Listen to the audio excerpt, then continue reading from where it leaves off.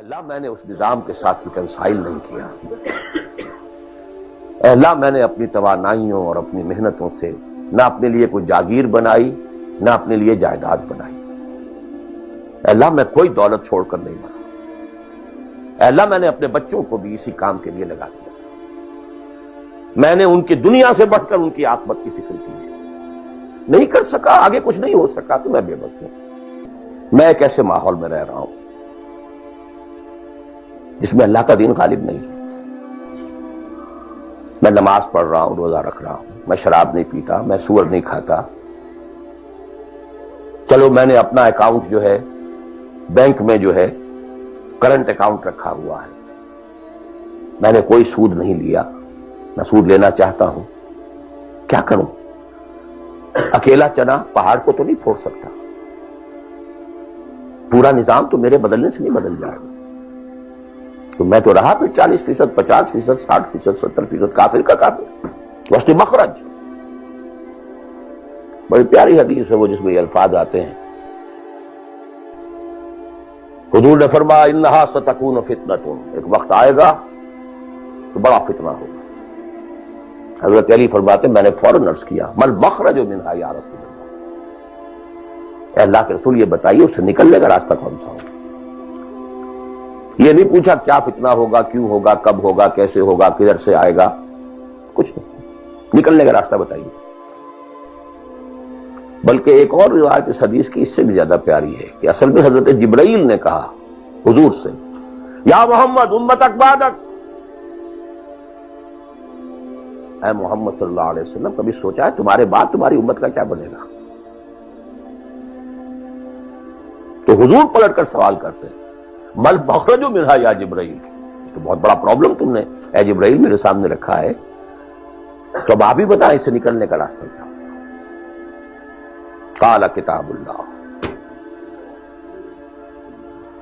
وہ پوری حدیث پھر وہی ہے،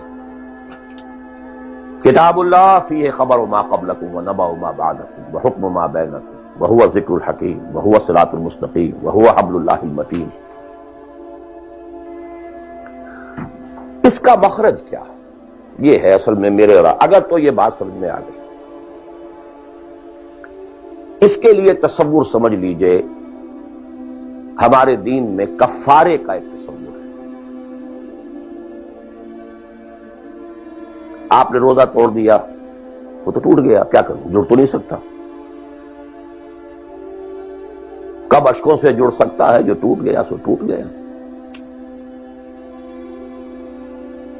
موتی ہو کہ شیشہ جام کے بل، جو ٹوٹ گیا سو ٹوٹ گیا۔ تم ناحق ٹکڑے چن چن کر دامن میں چھپائے بیٹھے ہو، شیشوں کا مسیحا کوئی نہیں، کیا آس لگائے بیٹھے، وہ تو ٹوٹ گیا، لیکن اس کا کفارہ دے دیا۔ کفارہ ہے، قسم کھائی تھی یہ نہیں ہے کہ اب توڑ نہیں سکتے، غلط کھا بیٹھے توڑو، کفارہ۔ آج میں اس لفظ کفارہ کے حوالے سے آپ کے سامنے وہ بات رکھ رہا ہوں۔ اب مجھے اللہ نے پیدا کر دیا اس دور میں، کسی کو ہندوستان میں پیدا کیا، کسی کو انگلستان میں کیا ہے، کسی کو امریکہ میں کیا ہے، کسی کو پاکستان میں کیا ہے، کچھ کو پاکستان پہنچا دیا ہے چاہے زبردستی چاہے اپنی مرضی سے، کسی کو یہاں پہنچا دیا ہے چاہے کسی بھی نیت اور کسی بھی ارادے سے، لیکن اب ہے کہیں ہے، کیا کر؟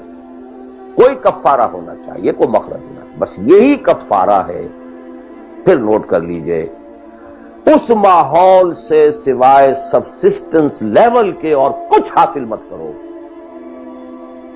اور اس سبسسٹنس لیول پر بھی جو کچھ تم نے کھایا پیا ہے اور سانس لیا ہے، جو انرجی کریٹ ہوئی ہے، اس کا میکسیمم اس جہاد میں صرف کر دو کہ اس نظام کو بدلو۔ تمہاری یہ جد و جہد، تمہاری یہ کوشش کفارہ بن جائے گی اس کا۔ معذرۃ الی ربکم، معذرت پیش کر سکو گے اللہ کے۔ اے اللہ میں نے اس نظام کے ساتھ ریکنسائل نہیں کیا۔ اے اللہ میں نے اپنی توانائیوں اور اپنی محنتوں سے نہ اپنے لیے کوئی جاگیر بنائی نہ اپنے لیے جائیداد بنائی۔ اے اللہ میں کوئی دولت چھوڑ کر نہیں مرا۔ اے اللہ میں نے اپنے بچوں کو بھی اسی کام کے لیے لگا دیا۔ میں نے ان کی دنیا سے بڑھ کر ان کی آخرت کی فکر کی ہے۔ نہیں کر سکا، آگے کچھ نہیں ہو سکا تو میں بے بس ہوں۔ حضرت نوح بھی تو بے بس تھے، کیا کر گئے؟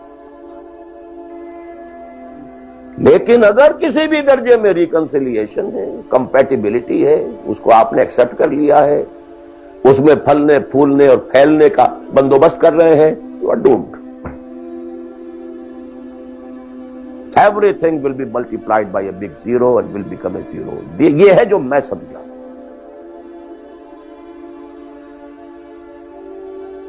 اس کا نام ہے جہاد. Constant friction, constant struggle. جان مال، ان صلاتی و نسکی و محیایا و مماتی للہ رب العالمین. میری زندگی کا مقصد تیرے دین کی سرفرازی. میں اسی لیے مسلمان، میں اسی لیے نمازی.